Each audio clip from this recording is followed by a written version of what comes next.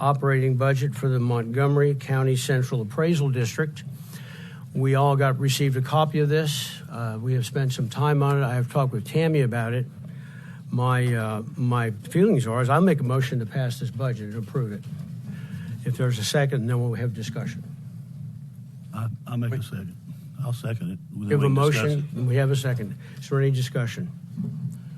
Tammy, I thought you was going to help us out here and bring somebody up and. Yeah. If you could share a few things with us, that would be great. Please note, Commissioner Noack is here with us. Good morning, Judge, Commissioners. Yes, I would like to bring up and introduce some individuals. First, we have our interim chief appraiser, Sherry Hunter, our deputy chief appraiser, Jake Martinez, our CFO, Clint, our Arthur Bredehoff. He is on the board, but he is also the chair of the Budget and Finance Committee. And then we also have one of our board members with us. Mr. Smith, will you please stand as well? So this is Frank Smith, and he is actually on the board representing the county. He's one of our representatives. So they are also here if you have any specific questions, but I just wanted you to put a face with a name. And I would just like to say they have done an outstanding job of presenting and preparing that budget. A lot of thought and care went into that budget, and that was at the leadership of Arthur Bredehoff and the whole MCAD executive staff. So I really appreciate everything they've done for this budget. Yeah, I'm excited about some things. I know that with the increase in population, certainly, and your desire to be more accurate and to hit all of the homes, or addition of some people, but also in the going back to the flyover, which somehow we abandoned at some point, but I think will be a tremendous help. It will be. For me, as I look at this budget and think about what needs to be done. So thank you very much. I appreciate it. We have a motion and a second. Is there any more discussion? Could you walk us through some of the increases? Could you walk us through some of the changes to the budget? Yes, I'm going to call Frank up for that. I'm sorry, Arthur. Arthur, can you come up?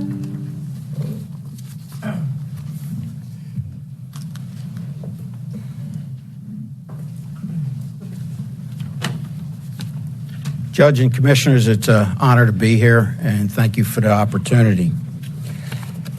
The 25 budget was a balanced budget where, as the county continues to grow, we had to bring on additional resources and people to support our mission called appraising. So we're proposing to bring on 6 new appraisers. That's everything from either an entry-level appraiser to an experienced appraiser. So we put that in a budget to capture the talent that's out there.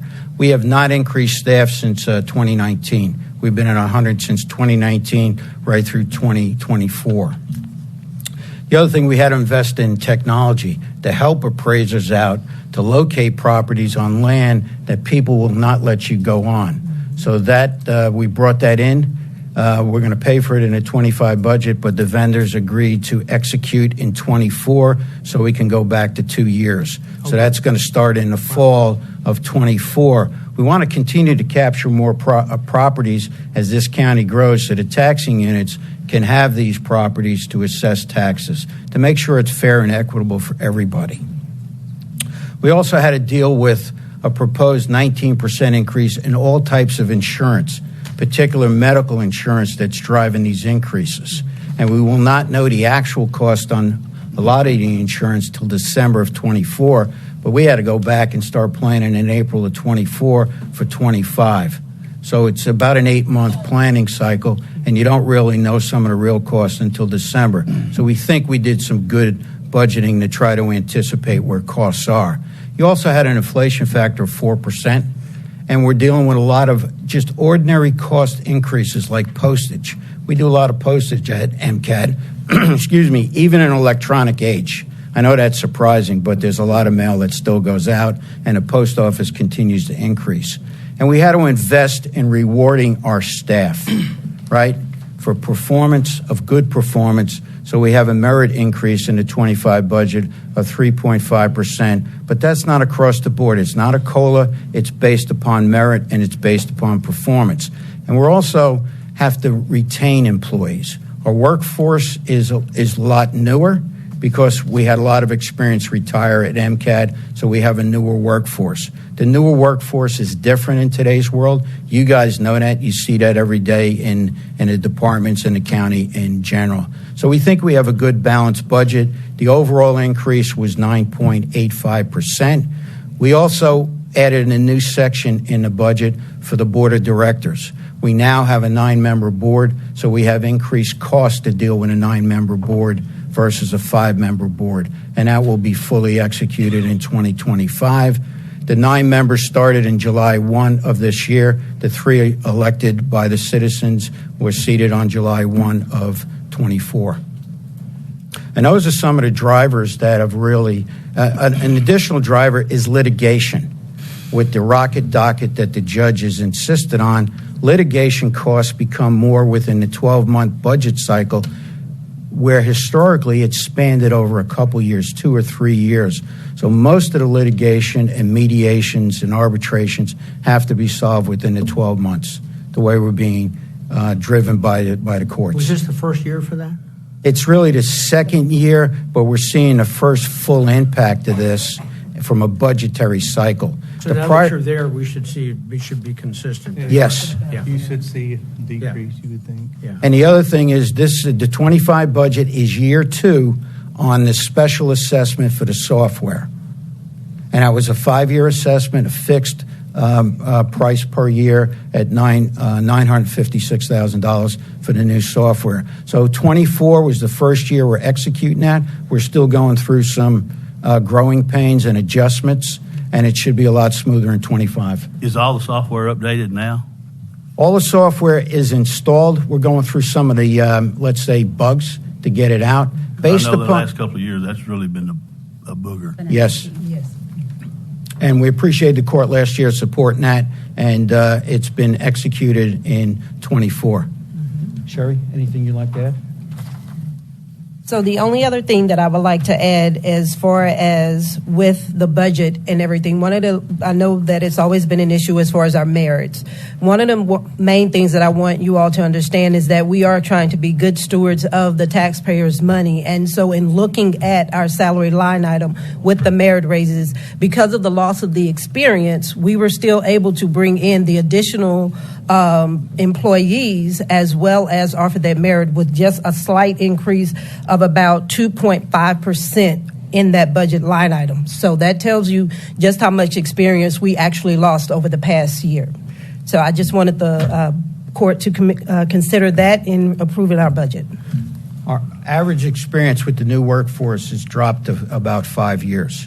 So, but we're in a process of rebuilding that, and this budget helps us rebuild that. And the support of this court would go a long way in the partnership. So we would ask the court to consider that support. Do you, Judge Biden, do you Sure. remember what the increase in your budget was last year? Anyone? Yeah, the overall increase was about 17% because we had 2 things. We had the new software. I don't need an explanation. I was just asking if you remember Yes. what it was. Yes.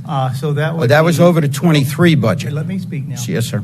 So that would mean that you need a 26% increase in your budget in 2 years. Any other board would be fired if they came with that sort of presentation. I appreciate you and I like you as a person, but I think MCAD's out of control. There is no way that I would support that. And to correct you, this court did not support your request last year. And I'm going to make a motion that we also this year say no. Okay, there's a motion on the table right now to approve it. Motion and a second, and we're in discussion. All right, then I Oh, we still have- say no on the vote. Okay, that's your call. Is there any other discussion? I appreciate the fact that more of y'all came up here this year. The first time that I've seen more than just the chief appraiser, I think. I don't think anybody before this year has came besides just the chief appraiser. And I appreciate y'all. I appreciate the CFO. I appreciate the author. I appreciate all of y'all putting the work in that y'all did on this budget. And I did look at the budget. I didn't memorize the budget. I can't tell you everything that's in that budget. And I know it's a pretty stout increase, but I have to believe that there's just so much with all the new people moving in, with all the growth, with everything that's happening, with what we had to do last year with the software. I can't remember what all we did last year. I do remember that we some of the we sent personnel y'all back issues. and had y'all redo something. Y'all came back with a different budget. I think y'all pretty well massaged this thing as much as you can. I know you need I know you need the people. I know you probably need the salary increases. We all do. I understand all that. So I appreciate what all y'all have done with this budget, and I'm going to go ahead and I'm going to vote to approve the budget. Thank you, Okay, sir. we already have motion and second. Still, any more discussion? Commissioners, I do want to let you guys know, Rakesh and I did review the budget. I've worked with Clint on the salary, going through back and forth with the salaries. Nothing in the salaries. We did compare them to some county salaries and some of the positions that are comparable. We didn't see anything on the personnel side that did, but I just want to let you guys know we did review the personnel side of their budget as well. With some of the issues that we had over the last couple of years in scrambling the way we have this year, is it safe to say that, okay, if we do this, you guys have got this deal wired, so we don't have to keep going through those kinds of things? Is that a fair statement, Tammy? Well, Judge, I know there's always a potential for glitches, but not like last year. right. I will just say that the software, although it has had a few bugs, there's always growing pains when you do a software conversion. We went through that when my office had a software conversion. I will say that I have 100% confidence in this software. I think that it's going to bring the district up to where they are able to do somewhat real-time transactions. And by that, we all know the woes that we've had with the backlog of exemptions. Sherry came in. We appointed her as the interim chief, and she can correct me if I misspeak here, but I have received a lot. I mean, hundreds. Upwards of thousands of homestead exemptions, over 65 exemptions. And the software has allowed them to expedite those processes. And so I think they're in a good place, and I know that it's a large expense. I recognize that, Commissioner Noack, but I think last year there was some confusion when the court opposed the budget. Y'all meant to, I heard some of y'all say, we support the software side of it. We don't support the other side. And the largest increase is, of course, from the software. And it's something that they needed, and I think it's going to do everyone a good job. What is the increase? If you had six people? 6 additional people in your budget? We have seven. 7 6 people. for appraisers. What is the percent increase just by adding those people? I think that's what Sherry was saying, judges, that they did absorb a couple of those positions along with the merit increases on a total 2.5%. Right. Okay. Judge, on the salaries, comparing 25 salary proposed to the 24, it's 2.5% increase on the salaries. Okay. And also, too, there's a lot of pressure on the ARB and the litigation. That's a line item that continues to be pressured to be. There's more money being invested in that because as more protests go on, that's something. Are we able to handle these protests any quicker than what we were? I could give you some insight on that if you'd allow me to. So when we started this year, it looked as if we needed to hear 1,635 counts each day. The board at that time can only handle about 280 accounts because that's 10 boards, 10 appraisers. Currently, right now, we only have 16 appraisers. So for those to have anybody extra to work with other individuals, we don't have that currently right now. However, with that new software, what it did allow us to do is do online offers, express offers to the agents. That 1,634 properties that we have to visit each day, we can really only handle about 700, 750 coming through the door with the show-up rate. We made up that difference with the software, with staff members working overtime. To this year, we did not make 95 on the date that we wanted to make it. I think we were, about 2.5 weeks outside of that. Mm-hmm. But we also, because of the conversion, noticed about 2.5 weeks later as well. We get the extra staff members. We're going to be able to have folks on the phone as well, because that was a big issue this year as well. And we'll be able to be more timely on our protest here. And so This year we didn't make that 95 on the date we wanted to, but it was a huge success because of the simple fact we get those 3 weeks back, and we noticed timely this year. We're at 95, which allows Tammy to do her calculations even sooner, and then we're only left over with a small percentage to handle. So having these 6 other appraisers is going to allow us to put more properties on the roll, combining with the software. We talked about the aerial photography earlier.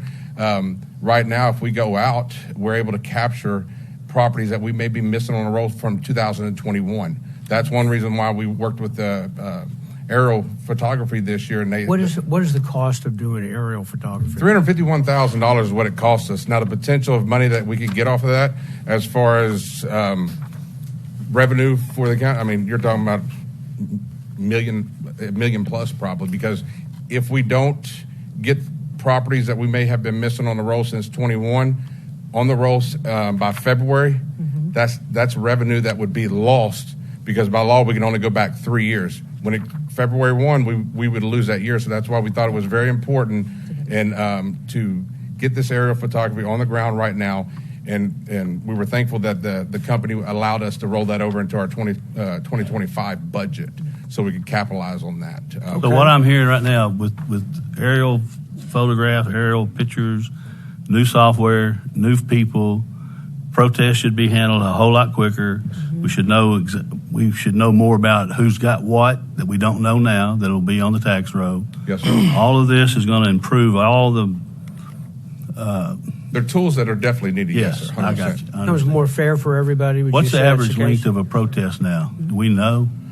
Average length of a protest can be 15 to 30 minutes. We'd like to say that when you go into a hearing, it's going to be, property owner has 15 minutes of time, but you know how conversations go, they can go quite a bit longer. Now, as far as stretching it out over the year, we start in around May 15th with the hearings, and we're supposed to be done to get 95 July 25th. That's over 70,000 property owners that could potentially come through that door. I think we're over 95,000 protests this year. So you can see we need the manpower. And then when everyone is doing hearings, we don't have anybody on the phones. Yeah. And that's one. Yeah, and that's one of the things we're also utilizing this year is trying to go 1099 employees to have a phone bank of at least 8 people in-house that they can be on our system and actually give a property owner some information back to them versus, hey, let me pass you through to someone that's not sitting at their desk, unfortunately. And we're pulling from other properties, other departments as well. Our sales and analyst department, they analyze sales right now. They should be doing it from when we start protest season all the way around, so we can have values out accordingly. We're having to pull those folks as well. Okay. Thank you. So, Tammy, proceed. I have a question for anyone that wants to answer it. So the Tarrant County Appraisal District, they came with a set of proposals that I find to be interesting. One is that properties are going to be appraised every 2 years instead of every year. They also will not reappraise existing residential properties for the 2025 tax year. Going forward, residential appraisals increases are going to be capped at 5% unless the appraisal district presents clear and convincing evidence that a higher valuation is warranted. And they will also consider previous reductions when appraising properties. First, I will let anyone else speak, but some of those things are outside of the statutory requirements for appraisal. They cannot, for instance, the 5% cap, that is not in statute. It has been proposed year after every session, and it has not been successful. When it is successful, then the appraisal district themselves.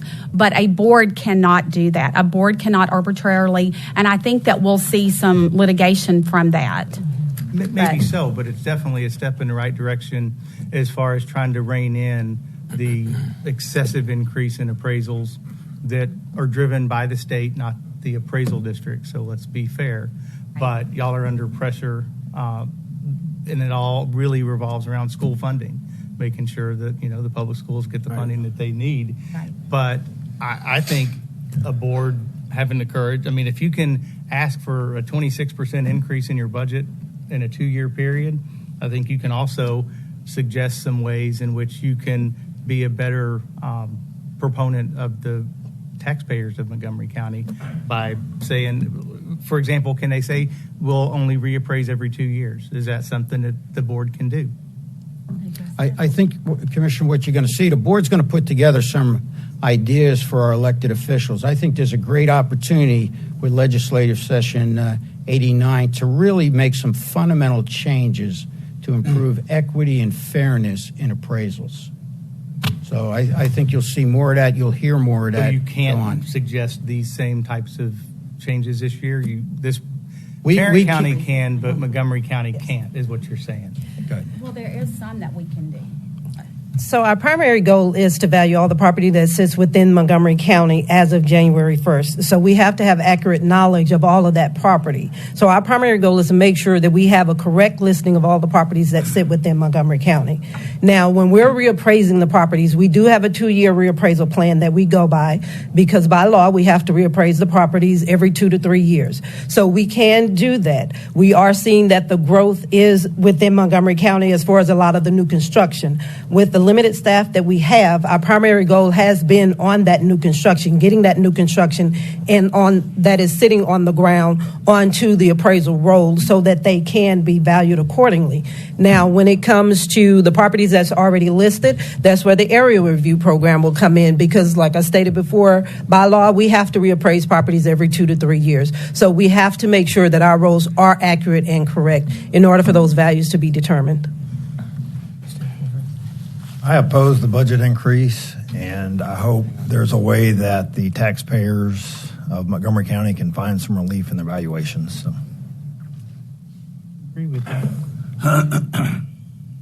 I was going to address Mr. Noack's question about the 26% increase. Up until the 2023, the budget inside the CAD was not even meeting increasing by the increase in the population in our county, our growth in our county's growth rate. So it already was behind, way behind by 2023. That's why there was such a need for a catch-up. I understand you can put it in a perspective of these last 2 years, and it sounds like a humongous number.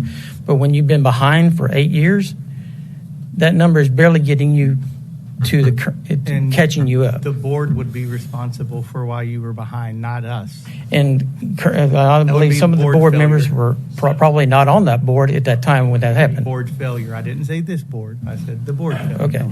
Well, we had to make up for those.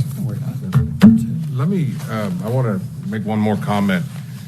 For us, we like Ms. Sherry said, we do every 3 years a reappraisal, but that does not stop sales coming into neighborhoods where everybody is buying and selling for more money.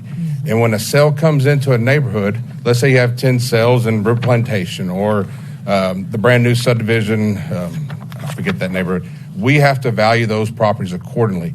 And if we have sales that we don't value accordingly, then we get audited every other year by the state. If you recall a few months ago, the school districts were going to lose their funding because our values stated that we were at 94 to 93% of market value. The law states we got to be at 100% of market value.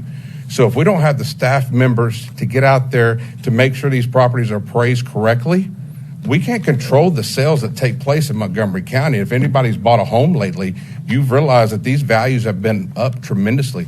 And it is our job to make sure that we have those homes appraised accurately and correctly, because if we don't, the state's going to come in and audit us and say, hey, you have this property appraised at $300,000. It sold for $350,000. You're at 93 or 94. And then the school district's going to lose their funding. So that's why we would love for values not to change each and every year, because that would put less pressure on us. I promise you, 95 to 100,000 protests, we would love not to have that. But unfortunately, it's going to happen each year when we have 10s and 12,000 lots being put on the ground each year, new homes that we have to value by law. And if we don't do that, then everybody's going to be accountable for that if we're at 93 or 94 and the school districts lose their funding. So we don't attack properties each and every year. We follow the sales data. If there's sales data in the area, we have to either lower or raise the property value. And that's as simple as it gets. But no one likes to pay taxes, I promise you that. But that's why we have to appraise properties accordingly. So as I asked the question earlier, and because we do need to call for the question here, as I asked the question earlier, there have been a bunch of glitches in the process. I don't know how else to say it. Yes, sir. And by the software, the addition of appraisers, by the flyovers, which all are adding to this budget, correct? Yes, sir. Yes, sir. This will help us to get to where we need to be, so you won't come back. And we're obviously, if there's increases and whatever, there's going to be, but to come back, because I think that the commissioner makes a great point. If you think about that. But if you're adding these things and you're doing it, I would have to go with Commissioner Riley in his position on that as well. But anyway, we have a motion, we have a second. I'm calling for the question. All those in favor of this budget say aye. Aye. Opposed? Opposed. Okay, Yes. there's 3-2, so budget passes. Thank you all very much. Thank you. Appreciate your time. Appreciate it. All right. Moving on.